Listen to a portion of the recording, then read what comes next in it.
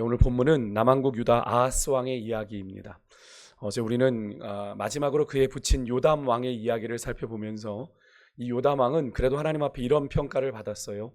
그의 아버지 우시아의 모든 행위대로 여호와 앞에 정직히 행했다라는 평가를 받았습니다. 하지만 뭐가 문제였죠?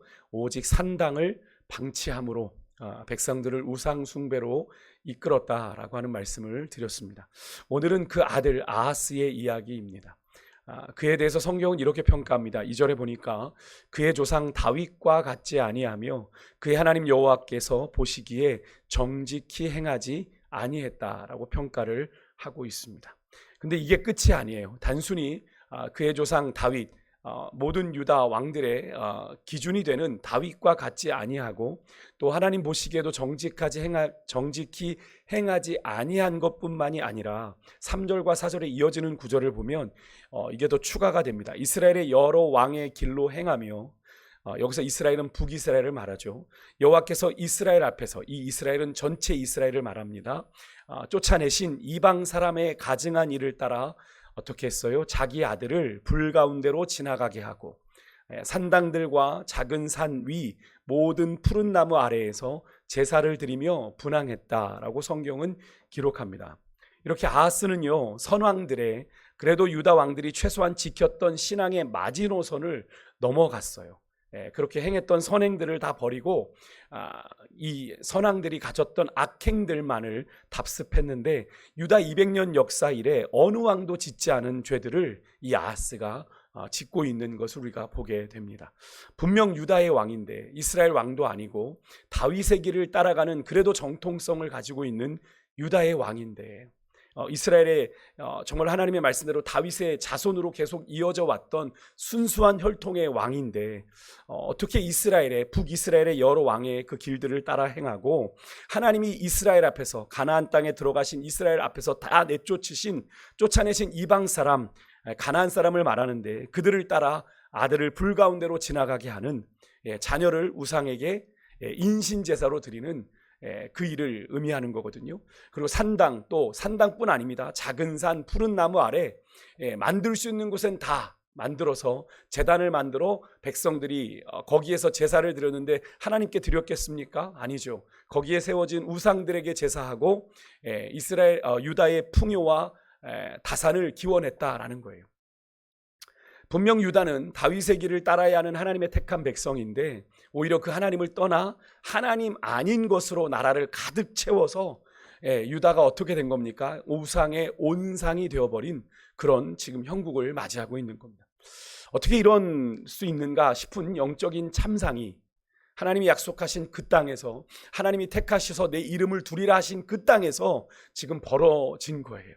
정말 이렇게 해도 하나님이 과연 다윗에게 주신 그 등불의 약속, 내가 너의 혈통에서 나오는 그 등불을 절대로 끄지 않을 거다 라고 하신 그 약속을 하나님이 지키실까 싶은 그런 참상이죠. 사실 전에도 한번 위기가 있지 않았습니까? 우리가 같이 앞에 11장에 살펴보면서 태우이자 아합의 딸이었던 아달랴가 왕의 자손들을 다 멸절하고 자신이 7년 동안 남유다의 왕권을 집권했던 것을 여러분 기억하실 텐데, 그때 한 사람이 살아남았죠. 제사장 여호야다를 통해서 요아스를 하나님이 지키셔서 다윗에게 약속하신 그 등불의 약속을 하나님이 지켜내셨단 말이죠. 그런데 그 하나님이 그보다 지금 더한 영적인 참상을 보고도 그 약속을 지키실까 싶은 그런 형국입니다. 정말 하나님의 이 유다의 지금 모습이 어때요? 하나님의 택한 백성인 것은 고사하고 이방 나라보다 더 이방 나라 같은 이 온갖 우상 숭배의 전당이 되어버린 이 유다에 정말 하나님의 소망이 있을까 싶은 그런 광경인데요. 그러면서도 한편으로는 그런 생각을 해봤습니다. 어제 말씀을 준비하며 유다의 모습을 묵상해 보면서 우리의 영적인 현실을 생각해 보니, 우리 또한 이 아하스의 모습과 이 아하스가 만들어 놓은 이 유다의 이 우상 숭배의 온상이 되어버린 이 유다의 모습과 우리가 크게 다르지 않음을 깨닫게 되는데요. 여러분, 요즘에 세상보다 더 세상 같은 교회가 있고요, 정치인보다 더 악한 사역자도, 목회자도, 또 교회 중직자도 있고요, 하나님을 알지 못하는 세상 사람들보다 더 세속적인 성도들이 있어요. 그게 우리 조국 교회의 현실이고 우리 지금 한국교회의 민낯이죠. 그래도 우리가 하나님을 믿는다 할 수 있을까? 그러면서도 그렇게 서슴지 않으면서도, 그런 짓들을 서슴지 않으면서도 우리가 하나님을 믿는 하나님의 백성입니다 라고 이야기할 수 있을까? 과연 우리의 지금의 모습이, 한국교회의 모습이, 우리들의 영적인 자화상이 과연 하나님 앞에서 과연 이 아하스보다 그래도 낫다고 할 수 있을까? 아하스가 만든 우상의 온상이 되어버린 유다의 모습이 저는 그런 마음이 들었습니다. 꼭 내 마음 같다. 하나님 사랑한다라고 입술로는 참 쉽게 고백하지만 내 안에는 하나님보다 더 사랑하는 것들이 득실득실하잖아요. 언제든 하나님을 잊고 하루를 보낼 수 있는, 그것만으로도 하루를 보낼 수 있는 그런 것들이 내 안에 가득해 있는 것들을 우리가 보게 되죠. 내 삶과 같다라는 생각을 저는 쉽게 떨쳐버릴 수 없었는데, 여러분은 어떠십니까?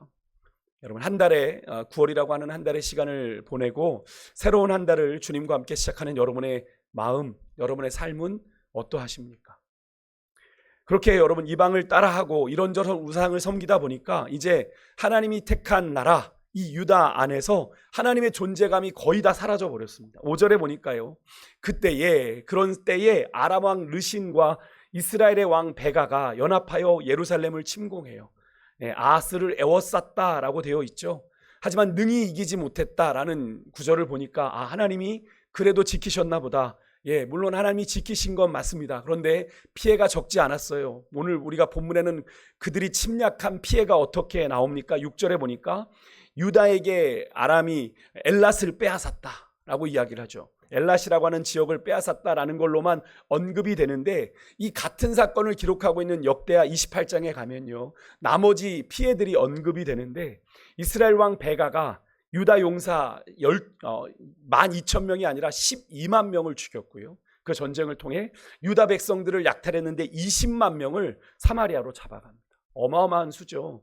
이스라엘의 모든 지파의 수가 그렇게 많지 않았음을 생각해 봤을 때 유다 용사 12만, 그리고 유다의 백성들 20만을 사마리아로 잡아갔다는 건 정말 유다 땅이 초토화된 겁니다. 물론 이스라엘에 있는 오뎃 선지자의 개입으로 유다 백성들이 다시 본국으로 돌려보내지긴 해요. 20만 명이 다시 본국으로 돌아오게 됩니다. 하나님이 그렇게 명하셨다고 얘기하기 때문에 돌려보냅니다. 그러니까 유다가 얼마나 많은 전쟁의 피해를 입었는지를 우리가 이 20만, 12만이라고 하는 숫자에서 우리가 가늠해 볼 수 있는 거죠. 결국 유다가요, 이런 재앙을 당한 데에는 그들이 하나님을 버리고 우상을 섬긴 데 대한 하나님의 심판이다라는 걸 우리가 깨닫게 되는 그런 장면이죠. 사실 이때 유다는요, 아람과 이 북이스라엘의 동맹군에 맞서서 하나님을 찾지 않았습니다. 누구를 찾았냐면 아수르를 찾았어요. 아수르를 의지했습니다. 아하스는요, 아수르 왕에게 사신을 보내요. 그리고 아람과 이 북이스라엘의 손에서 우리를 좀 구해 주십시오, 구원해 주십시오라고 간청해요. 지금 어디다 구원을 구하고 있는 겁니까?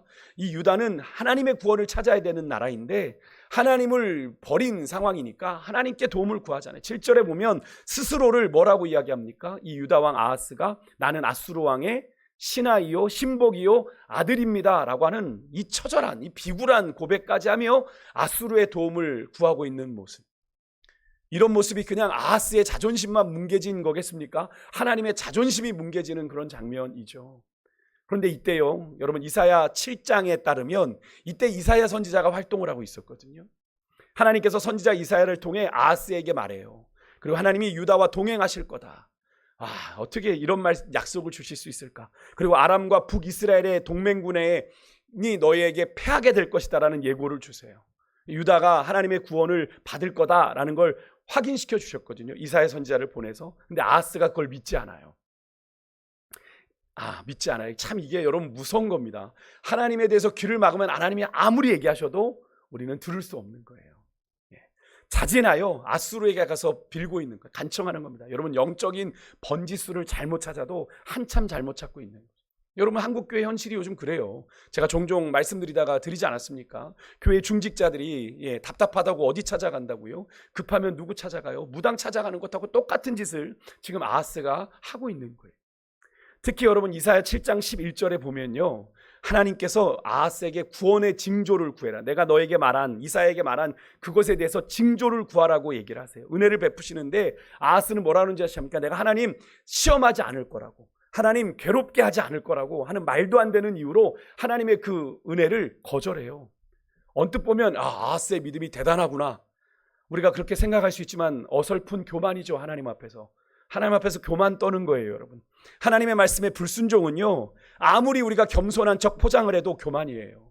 왜? 하나님보다 내 뜻이 옳다고 생각하니까 불순종하는 거거든요. 하나님보다 내가 옳다고 생각하니까 불순종하는데 그게 어떻게 겸손이에요? 아무리 겸손으로 포장해도 교만이에요. 그럼에도 하나님은요, 이사야 7장 14절에 보니까 유다를 긍휼히 여기셔서 무슨 약속을 주시냐면, 여러분, 임마누엘의 약속을 주세요. 임마누엘이 뭐죠? 하나님이 우리와 함께 계시다라는 거잖아요. 이게 나중에 복음서에 가면 예수님의 수태고지에 나오는 구절이 이 이사야 7장 14절에 그대로 나오거든요. 이것을 인용해서 메시아 예언이 나오지 않습니까? 근데 아하스가 내가 너희들과 임마누엘 해줄 거야 라는 하나님의 약속도 은혜도 거절합니다.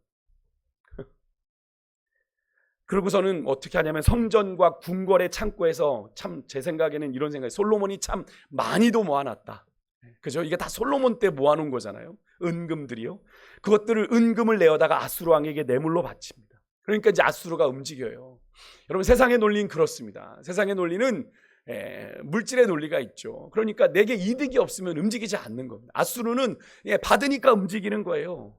그래서 다메섹을 멸망시키고 북이스라엘의 북쪽 지역과 요단 동편을 다 점령해버리고 다 이 이스라엘 백성들을 잡아가요. 이런 아람과 이 북이스라엘의 동맹군의 패배가 표면적으로 볼 때는 아하스가 그렇게 외교적인 노력을 해서 아수르가 도와준 까닭인 것처럼 보입니다만, 우리가 이사야서를 통해서 확인한 바에 의하면 누가 하신 일이에요? 하나님이 유다에게 그럼에도 불구하고 구원의 은혜를 베푸신 까닭이죠. 그러니까 세상적인 눈으로 바라볼 때는 아수르가 한 것처럼 보입니다만, 믿음의 눈을 열면 누가 하신 게 보이는 거예요? 하나님이 베푸신 구원의 역사가 보이는 겁니다. 근데 지금 아하스에게는 그게 보이지 않는 겁니다.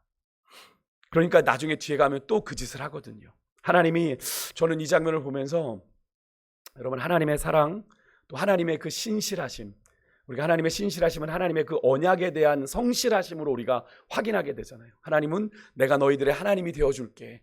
이스라엘은 계속 하나님을 떠나고 배신하는데, 그죠? 예언서의 말씀을 통해 호세아가 고멜을 찾아가듯 그렇게 뭘 그렇게 비굴하게 바람나 떠난 창녀를 또 찾아가고 또 찾아가는 것처럼 하나님은 이스라엘을 향한 하나님의 구원을, 하나님의 약속을 계속 저버리지 않고 지키신단 말이에요. 다시 한번 놀라게 되는데요. 어떻게 이렇게까지 사랑하실 수 있을까 하는 그런 생각이 그렇게 절로 드는 장면인데요. 한편으론 다시 결론이 그렇게 오는 거죠. 이런 하나님의 끝없는 사랑, 신실하심이 있기에 아하스 못지않게, 여러분 유다 백성들 못지않게 하나님 앞에 범죄하고 내 맘대로 살아가는 여러분과 제가 이렇게 또 하루를, 새로운 하루를, 또 새로운 한 달의 시간을 마주하고 있는 것이겠죠. 하나님의 은혜의 결과 아닙니까? 우리가 오늘 이 자리에 새로운 하루를 맞이하고 새로운 한 달을 맞이하는 거죠. 근데 여러분, 아하스는요, 이 아람과 북이스라엘의 손아귀에서는 벗어난 듯 보였지만 대신에 누구의 손에 붙들리게 된 겁니까? 대신 더 강력한 아수르의 손아귀에 자신이 사로잡히게 되었다라는 걸 깨닫지 못해요. 그것뿐만이 아닙니다. 오늘 우리 성경엔 기록되지 않았지만 아하스가요, 이렇게 북쪽에 이제 북이스라엘과 아람의 공격만 받은 게 아니라 남쪽에 있는 에돔, 또 서쪽에 저 바닷가 쪽에 지중해 쪽에 있는 블레셋에게도 공격받는 장면이 나오거든요. 그 결과로 또 성읍들을 빼앗깁니다. 그러니까 아하스는, 그러니까 정말 백성들을 괴롭게 한 왕이에요. 그때에도 아하스가 그렇게 이제 에돔이 밑에서 쳐들어오고 또 서쪽에선 블레셋이 쳐들어오니까 또 누굴 찾았겠어요? 아수르를 찾습니다. 또 아수르를 찾아가요. 아수르의 원조를 요청했는데 기가 막히게도 역대하 28장 20절에 보니까 그때는 아수르 왕이 이 유다를 돕기는커녕 오히려 유다를 공격합니다. 여러분, 이게 세상이죠. 이게 세상이에요. 영원히 내 편이 있습니까, 세상에? 영원히 내 편 없습니다. 그래서 여러분, 사람은 절대로 믿음의 대상이 아니라는 사실을 우리가 이 역사 속에서도 확인하게 되는 거죠. 아수르가 괜히 움직였겠습니까? 아수르가 괜히 유다를 도왔겠어요? 아니에요. 얼마든지 여러분, 세상의 관계는 영원한 것이 없고요. 여러분, 이해관계에 따라, 물질의 논리에 따라, 이해득실에 따라 얼마든지 그 관계가 달라질 수 있다는 것, 역사를 통해서 우리가 배우게 되지 않습니까? 결국 이 아수르의 변심은요, 아하스가 너무나도 신실하셨던 하나님을 버리고 인간 아수르를 의지한 데 대한 하나님의 심판인 거죠. 여러분, 제가 늘 자주 언급해드리지만 시편 146편 3절에서 5절의 말씀을 여러분이 잊지 않으셨으면 좋겠는데 우리 화면을 보고 한번 같이 좀 읽을게요. 이 10월 한 달 우리가 이 말씀을 좀 가슴에 새겼으면 좋겠습니다. 내 10월 한 달 이렇게 살아가리라. 여러분 같이 한번 우리 고백하는 마음으로 함께 읽어볼게요. 시작. 귀인들을 의지하지 말며 도울 힘이 없는 인생도 의지하지 말지니 그의 호흡이 끊어지면 흙으로 돌아가서 그날에 그의 생각이 소멸하리로다. 야곱의 하나님을 자기의 도움으로 삼으며 여호와 자기 하나님에게 자기의 소망을 두는 자는 복이 있도다. 아멘. 아멘이십니까? 여러분의 10월 한 달이 하나님으로 여러분의 도움을 삼고 여러분 하나님께 소망을 두는 그런 한 달이 되실 수 있길 소망해요. 사람에게 기대하지 마시고 어떤 물질에 여러분 기대하지 마시고 여러분 당장 우리 눈에 나에게 너무나도 도움이 될 것 같이 보이는 사람이나 관계가 있으세요? 여러분 속지 마십시오. 그들은 절대로 여러분에게 일시적인 도움은 줄지 모르지만 영원한 도움이 되어주지 않습니다. 그 사실은 세상도 알잖아요. 그래서 여러분 우리가 종종 보는 영화나 드라마를 통해서 여러분 사람을 믿는다는 게 얼마나 어리석고 부질없는 짓인지를 배신의 그런 스토리를 통해서 우리가 얼마나 뼈저리게 봅니까? 그렇게요. 세상 사람들 다 알아요. 사람은 믿을 게 못 된다 하는 그 사실을. 그런데 우리 그것을 믿는 거죠. 왜요? 당장 나에게 잘해주니까, 당장 나에게 좋으니까 그 사람을 믿고 따를 때가 있는데 여러분 그것은 영원한 관계가 아니에요. 물론 세상 사람들이야 하나님을 모르니까 다른 대안이 없으니까 그러는 거죠. 그런데 우리 하나님의 사람들은 어떻습니까? 그런 사람을 대신할 하나님이란 영원한 우리의 도움이 되고 우리의 소망이 되고 우리의 반석이 되시는 분이 있다고 그렇게 하나님이 우리에게 말씀하시잖아요. 내가 너희들에게 도움이 되어줄게. 내가 너의 의지가 되어줄게. 내가 너희들의 소망이 되어줄게. 그런데 자꾸 우리는 하나님 아닌 다른 것에 어떻게 해요? 사람에게, 권력에, 돈에 우리의 기대를 품고 소망을 품을 때가 너무나 많은데요. 여러분 혹시 오늘 우리가 새 달을 맞이했는데도 마주한 좀 답답하고 여전히 해결되지 않는 잦은 실패가 반복되는 우리의 이 현실이 혹시 그렇게 하나님 아닌 것을 하나님 자리에 놓고 쫓아가느라 서 있게 된 그런 현실은 아닌지를 우리가 하나님 앞에서 좀 진지하게 돌아보실 수 있었으면 좋겠습니다. 끝으로 이제 10절 이하에 보면 아하스가 더 기가 막힌 짓을 합니다. 아하스가 아수르의 왕을 만나러 다메섹으로 갔어요. 근데 거기서 다메섹의 제단을 봤는데 그 제단이 너무 멋있었던 겁니다. 너무 대단해 보였던 거예요. 그래서 그 제단의 모양과 양식을 그려요. 아하스가. 그리고 사신을 제사장에게 보내서 제사장 우리아에게 보냅니다. 그리고 이대로 만들어라 예루살렘에. 여러분 왜 이러는 걸까요? 기존에 지금 유다를 우상 천지를 만든 것도 모자라 이러한 아하스의 결정은 단순히 이 다메섹의 제단이 너무나도 웅장하고 아름다웠다기보다는 아하스가 지금까지 한 짓을 미루어 봤을 때 그의 생각은 뭐냐면 다다익선입니다. 다다익선. 뭐예요? 그들이 섬기는 신도 여호와 하나님 하나가 아니라 이방 신들 닥치는 대로 모아다가 법으로 섬기면 좋은 것 아니냐는 생각이 그 기저에 깔려 있는 거예요.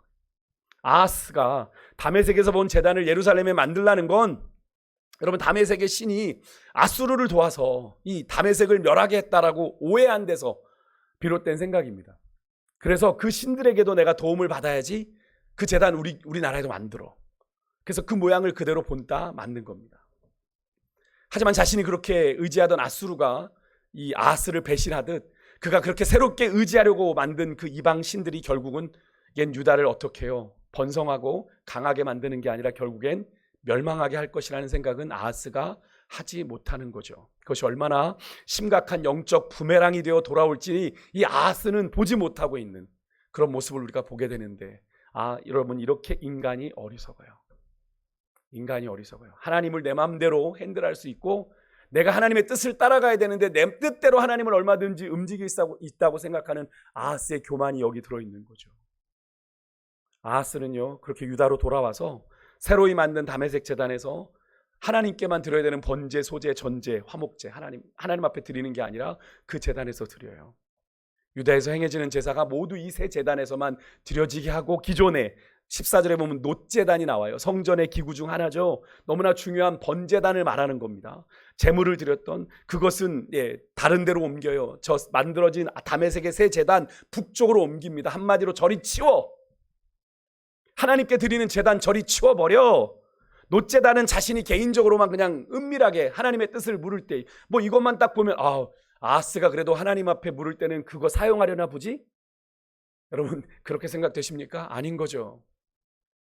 여러분 그 다음에 물두멍, 제사장들이 몸을 씻었던 물두멍도 자리를 옮기고, 물두멍에 뭐 받침대도 떼어나고 노스가 받치고 있던 놋바다 떼어내 그냥 돌바닥 위에 덩그러니 놓았다라고 이야기를 합니다.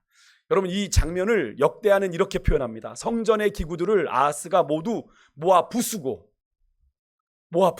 성전의 문을 닫고 예루살렘 곳곳에 제단을 쌓고 유다 각 성읍에 산당을 세웠다.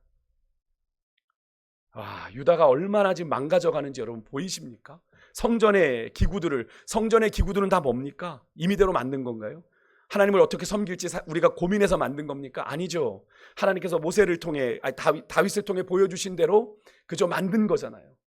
모세에게 각양 양식을 보여서 오홀리압과 부사레를 통해 만든 거잖아요. 하나님이 보여주신 대로 만든 것들이란 말입니다. 그러면 하나님이 그것들을 놓게 하신 거고 만들게 하신 건데 그것들의 자리를 옮기고 형태를 바꾼다고 그것을 부순다는 건 뭘 의미합니까? 성전문을 닫았다는 건 뭐예요? 하나님이 아하스가 하나님을 어떻게 생각하고 있는지를 우리가 볼 수 있는 그런 모습이죠.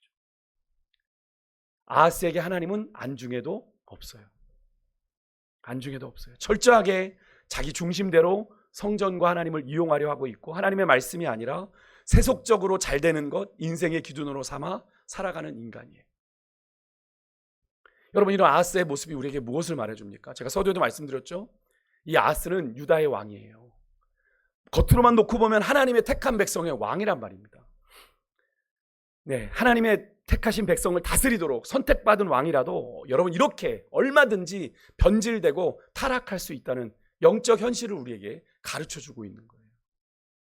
여러분 어느 다른 교회에 이제 특세를 하고 계시는 목사님의 설교를 듣다 보면 유명한 목사님이신데 그분이 바울과 요나를 비교하시는 거 똑같은 것 같아요. 그러면서 그런 얘기 하시더라고요. 요나가 당대의 최고의 선지자였지만 그 풍랑 아래서 바울은 그 풍랑 속에서 그 사람들을 건져냈는데 요나는 잠이나 자고 있었다. 오늘날 우리 그리스도인들의 모습을 그렇게 요나에 비유했던 건데요. 여러분 오늘 이 아하스의 모습이 그러하고 혹시 우리들의 모습이 그러하지 않습니까? 혹시 우리들의 모습이 설마 목사인데, 설마 장로인데, 설마 권사인데, 안수집사인데 그렇게까지 하겠어? 얼마든지 그렇게 변질될 수 있다는 거죠. 우리도 하나님께 온전히 나아가지 않으면. 그래서 우리 그리스도인들은요 늘 하나님 앞에서 우리 자신을 정직하게 돌아보지 않으면 안 돼요. 그래서 늘 말씀을 우리에게 하나님이 뭘로 주셨다고 그러죠? 거울로 주셨다고 하잖아요. 거울로. 저는 새벽을 깨울 때마다 그런 마음입니다. 하나님 오늘도 내 영적인 매무새가 하나님 간밤에라도 주님 앞에 흐트러진 것 없는지 오늘 이 아침 말씀의 거울 앞에서 나를 보여주십시오. 나를 비춰주십시오. 고백하는데요. 여러분 그래서 하나님께서 우리에게 거룩함의 방식으로 뭘 주셨죠? 두 가지 주셨습니다. 뭐로 거룩해진다고 말씀하셨죠? 말씀과 기도로 거룩해진다라고 가르쳐 주신 거죠. 여러분 10월을 시작합니다. 새롭게 새로운 한 달을 시작하게 되는데 여러분 우리가 처음 마주한 이 아하스의 모습을 통해 우리는 그리스도인들이 가진 영적인 한계 그리고 영적인 현실을 어디까지 이룰 수 있는지 영적인 현실을 우리가 충분히 마주했어요. 여러분 지나간 9월의 시간들 속에 지금까지 걸어왔던 2024년 우리의 인생의 흔적들 속에 아직도 하나님 앞에 온전하게 청산하지 못한 여러분 죄악의 잔재들이 남아있다면 오늘 이 아침에 주님 앞에서 털어내고요. 새롭게 주님 앞에서 시작하는 10월은 우리의 노력과 수고가 아니라 우리의 인생을 하나님께 더욱 맡기고 의지하는 가운데 주님께 붙들림 받아 살아가시는 여러분과 제가 될 수 있기를 간절히 소망합니다. 우리의 뜻대로 살아가면 안 돼요. 실패해요. 주님의 뜻을 쫓아갈 때 힘들고 어려워도 주님만 바라보고 나아갈 때 우리의 삶에 주의 뜻이 온전히 이루어질 수 있음을 여러분 그렇게 믿으시고 10월 한 달 그렇게 주의 내 가운데 달려가는 여러분과 저의 삶이 되실 수 있길 주 여러분을 축복합니다. 기도하겠습니다.